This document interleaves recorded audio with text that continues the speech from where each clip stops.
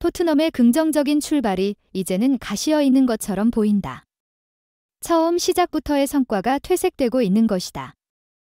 2023에서 2024 시즌 잉글랜드 프리미어리그 EPL가 개막한 후 토트넘은 무려 10번의 경기에서 누구에게도 패하지 않는 놀라운 행진을 벌였다. 그들은 8개의 승리와 2개의 무승부를 거두었으며 이로 인해 총 승점은 26점이었다. 이는 토트넘이 마지막으로 리그 우승을 차지했던 1960에서 1961 시즌 이후로 가장 좋은 개시이었다. 그러나 그 기록도 이제는 2회의 연속 패배로 인해 곤두박질치는 상태다. 9명의 선수로 이끌어진 팀은 첼시에게 1대4의 큰 점수로 패하였다. 울버햄턴 원정에 대한 패배는 훨씬 더 충격적이었다. 토트넘은 1대0으로 선점하다가 후반 추가 시간에 압도적인 2골을 허용하고 말았다. 그 결과 결정적인 순간에 승점 3점을 놓친 것이다. 지금까지의 12경기에서 26점을 얻었지만 이는 전 감독인 안토니오 콘테가 이끈 지난 시즌보다 단지 3점 더 많은 수준에 불과했다. 조제 무리뉴 감독의 시즌인 2020에서 2021 시즌보다 단 1점이 높은 수치일 뿐이다. 두 시즌 모두 마지막이 아팠다는 공통점이 있다. 콘테 감독과 무리뉴 감독은 모두 시즌 도중 토트넘과 이별을 결정했으며 토트넘은 2020에서 2021 시즌에는 7위, 지난 시즌에는 8위에 그쳤다. 울버햄턴전 패인은 역시 주축 선수들의 공백이었다. 발목을 다친 제임스 매디슨과 햄스트링, 허벅지 뒷근육, 부상으로 고생하고 있는 미키 판더펜은 10년에야 복귀할 수 있을 것으로 보인다. 또한 크리스티안 로메로와 데스티니 우도지는 퇴장 징계의 늪에 빠져 있었다. 우도지는 다음 경기에 복구하겠지만 로메로는 아직 2경기를 더 앉아야 한다. 스피드가 뛰어난 센터백인 로메로와 판더펜 두 선수를 동시에 잃은 것은 복구가 필요한 상황이다.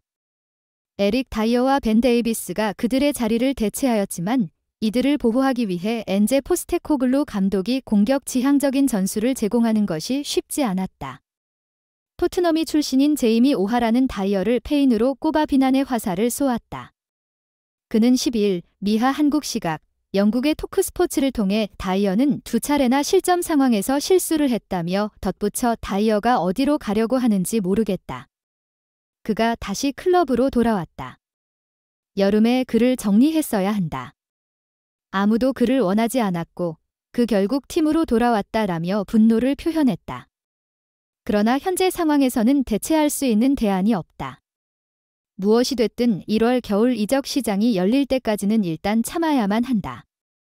다이어는 A매치 브레이크 후인 26일 에스턴 빌라전에서도 선발 출전이 예상된다. 토트넘은 11일 오후 9시 30분 한국 시간 영국 울버햄튼의 몰리뉴 스타디움에서 열린 울버햄튼 울브스와 2023에서 2024 시즌 프리미어리그 12라운드 맞대결에서 1대2로 패했다. 승점 3점을 챙긴 울버햄튼은 승점 15점, 4승 3무 5패를 만들면서 12위로 올라섰다. 반면 토트넘은 첼시전에 이어 2연패 나락에 빠지면서 승점 추가에 실패한 채 리그 2위, 승점 26에 머물렀다. 선제골은 토트넘이 터뜨렸다. 전반 3분 오른쪽 측면을 흔든 쿨루셉스키가 뒤로 돌아 들어가는 포로에게 패스했고 포로는 낮고 빠른 크로스를 날렸다. 존슨이 실수 없이 마무리했다. 울버햄튼이 경기를 원점으로 돌렸다. 후반 45분 왼쪽 측면에서 쿠냐가 넘긴 패스를 파블로 사라비아가 완벽한 터치로 박스 안에서 잡아낸 후 정교한 슈팅으로 골망을 갈랐다. 후반 추가 시간 6분이 주어졌다. 여기서 울버햄튼의 극적인 역전골이 터졌다. 오른쪽 측면에서 사라비아가 넣어준 패스를 르미나가 슈팅으로 연결하면서 경기를 뒤집었다. 토트넘의 부상자들의 공백이 느껴진 경기. 특히 수비진에서 이탈자가 컸다. 토트넘은 주전 포백 4명 중 3명, 크리스티안 로메로 퇴장 징계, 미키 반더벤 부상, 데스티니 우독이 퇴장 징계로 나서지 못했다. 이 경기는 결국 수준 이하라 평가받는 에릭 다이어와 벤 데이비스가 중앙 수비진을 형성했다.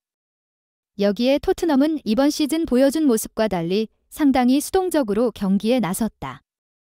점유율은 높았으나 주로 후방에서 볼을 돌릴 때 비율이 높았다.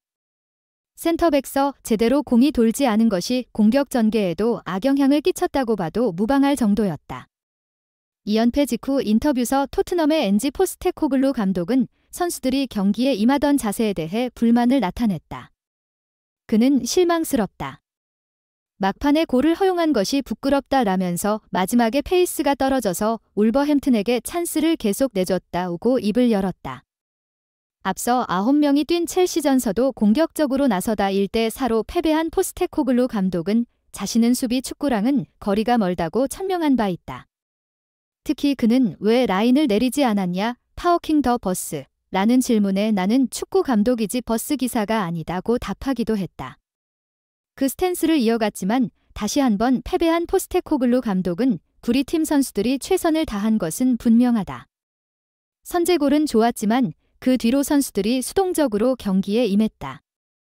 후반전은 조금 나아졌지만 그런 스탠스면 좋은 결과를 얻기 힘들다라고 지적했다. 단 2연패 직후 포스테코글루 감독의 전술도 문제가 크다는 지적이 많다. 애시당초 데이비스와 다이어를 센터백으로 쓰면서 라인을 올리는 순간 실점은 피할 수 없는 세금과도 같다는 것이다. 영국 토크 스포츠의 로리 제닝스는 토트넘의 2연패 배경에는 포스테코글루 감독의 무리한 공격 축구도 있다고 주장했다. 그는 내 생각에 포스테코글루 감독의 전술은 팀에 큰 부담으로 작용하고 있다고 주장했다. 이 매체는 제대로 된 수비진이 없는 상황서 라인을 지나치게 높게 올리는 것은 토트넘에게 큰 부담이 된다. 울버햄튼전 토트넘의 문제는 공격 전술 때문이다. 너무 이상적으로만 경기에 나섰다고 혹평했다. 주전 선수들이 대부분 컨디션에 문제를 가지고 있어서 결장했다. 그러나 그들을 대신해서 경기에 참전한 선수들의 기량은 상당히 쓸만했다. 하지만 토트넘의 전략을 짜고 지휘하는 엔제 포스테코글루 감독은 조금 불만이 있는 것 같았다. 그의 표정에서 그것을 알 수 있었다. 토트넘은 사랑스러움으로 두 경기를 연속으로 잃었다. 첫 번째 경기는 7일 한국 시간으로 정해진 첼시와의 경기였으며 이어서 11일에는 울버햄튼과의 경기에서도 패배하였다. 두 경기에서 팀은 총 2골을 얻었지만 대신 6골을 허용해버렸으며 어떤 경기에서도 만족스러운 경기 내용을 보여주지 못했다. 프리미어리그가 개막한 후 10라운드도 접어들었다. 이 기간 동안 토트넘이 단 한 번의 패배도 없었다는 점에서 상당한 성과가 있었다. 승리는 총 8번이 보인다. 토트넘은 2회의 무승부도 가져왔다. 그로 인해 팀은 프리미어리그에서 가장 높은 1위에 위치하게 되었다. 하지만 이제 토트넘은 4위까지 잠식된 모습을 보이고 있다. 토트넘이 좀처럼 자신의 폼을 잡지 못하는 동안 맨체스터 시티, 리버풀, 아스톤 빌라는 토트넘을 추월해 넘어갔다. 토트넘이 연속 2경기에서 패배한 원인 중 하나로 주축 선수들의 부재를 꼽을 수 있다. 그들의 이탈이 특히 첼시와의 경기에서 팀의 성적에 큰 영향을 미쳤다. 중원과 수비의 핵심인 제임스 매디슨과 미키 판더 펜이 부상으로 빠졌고 데스티니 우도지, 크리스티안 로메로는 레드카드로 퇴장을 당해 울버햄튼과의 경기에 나서지 못하였다. 그래서 포스테코글루 감독은 심혈을 기울여 준비했던 이번 시즌 주전 선수들인 에릭 다이어, 피에르 에밀 호이비에르, 벤 데이비스, 지오바니 로 셀소, 브라이언 길 등을 등록하였다. 이들 선수들의 경기력은 나쁘지 않았다고 평가받았다. 다이어와 호이비에르는 작년 시즌까지 토트넘의 주전으로 활약한 선수들이며 그들의 실력은 누구도 부정하지 않았다. 그러나 포스테코글루 감독이 이들 선수들을 충분히 신용하지 못한다는 점이 문제였고 그게 이번 경기에서 더욱 패배로 이어진 원인이었다. 데일리 메일기라는 영국의 신문은 13일에 보도하면서 울버햄튼과의 경기에서 다이어와 데이비스는 상당히 견고한 수비를 펼쳤다. 그들은 최후의 추가 시간에 골을 내주기 전까지는 훌륭하게 수비했다. 그리고 호이비에르는 중원에서 볼을 정확하게 배급하는 등 그가 해야 할 일을 잘 수행하였다. 하지만 포스테코글루 감독은 그들의 플레이에 만족하지 않았다고 전했다. 마운트의 결장은 팀에게 큰 공백이었다. 마운트가 중심이 되어 선보이던 창의적이면서도 섬세한 플레이가 사라졌고 스트라이커로서 8경기 연속 8골을 넣었던 손흥민도 침묵하였다. 그 원인 중 하나는 간판 미드필더진에서 지원이 부족했다는 것이 분명해 보였다. 토트넘이 직면한 위기는 이제부터 시작된다. 마운트와 판더 펜의 부상 후 복구 시점은 아직 알려지지 않았다. 심지어 그들이 내년에야 복귀할 수도 있다는 소문까지 돌고 있다. 앞으로 토트넘이 직면한 일정은 아스톤 빌라, 맨체스터 시티, 스트햄 유나이티드, 뉴캐슬 유나이티드와 이어지는 4번의 게임이다. 이 4팀 모두 프리미어리그 상위 10위 안에 있는 강력한 팀이므로 토트넘은 신중하게 준비해야 한다. 만약 조심하지 않으면 토트넘이 낳은 연패의 시리즈가 더욱 길어질 수 있다.